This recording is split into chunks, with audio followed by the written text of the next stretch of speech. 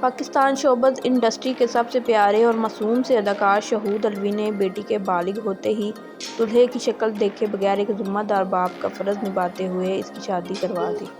और बेटी भी इतनी प्यारी कि बारात वाले दिन बड़े बड़े अदाकार दुल्हन की खूबसूरती को देखकर हैरान रह गए। कांच की गुड़िया जैसे दुल्हन की प्यारी प्यारी तस्वीर देखी।